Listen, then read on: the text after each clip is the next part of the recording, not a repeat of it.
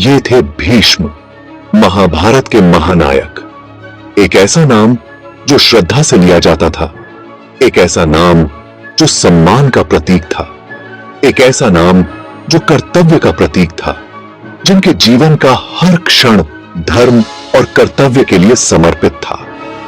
शक्तिशाली शांतनु के पुत्र, हस्तिनापुर के राज्य के उत्तराधिकारी, जिनका जन्म ही महानता के लिए हुआ था, लेकिन लगता था कर्तव्य का प्रतीक था, जिनके जीवन का हर क्षण धर्म और कर्तव्य के लिए समर्पित था।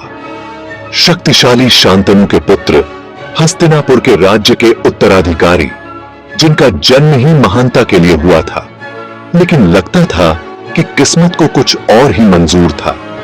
उनके जीवन में कई कठिनाइयां और चुनौतियां आईं। भीष्म कोई साधारण राजकुमार नहीं थे, वो थे एक अद्वितीय योद्धा, जिनकी वीरता की कहानियां आज भी सुनाई जाती हैं। वो थे एक अद्वितीय योद्धा, जिनकी तलवार और धनुष की कला अद्वितीय थी, युद्ध और राजनीति के महारथी, जिनकी रणनीतियों ने कई युद्धों का परिणाम बदला, लेकिन उनका हृदय सांसारिक शक्ति से कहीं अधिक कुछ चाहता था। वो लालायित थे आत्मिक शांति के लिए,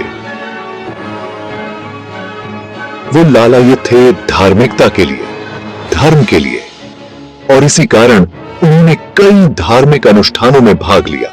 यही तमन्ना उन्हें एक प्रतिज्ञा लेने पर मजबूर करेगी, एक ऐसी प्रतिज्ञा जो इतिहास में अमर हो जाएगी,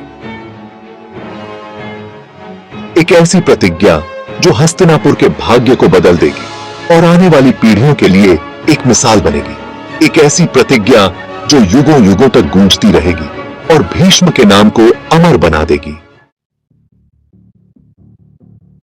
राजा शांतनु भीष्म के पिता प्रेम में पड़ गए। सत्यवती, एक अप्सरा सी सुंदर मछुआरी, ने उनका हृदय जीत लिया, पर उनके विवाह की एक शर्त थी। उनके पिता ने उनके पुत्रों के लिए सिंहासन की मांग की। राज्य में उथल पुथल मच गई। भीष्म, जो असली उत्तराधिकारी थे, एक असंभव से चुनाव के सामने खड़े थे, अपने पिता की खुशी या अपनी नियति। राज्य का भार उनके कंधों पर था। क्या वो भविष्य के राजा त्याग का चुनाव कर सकते थे?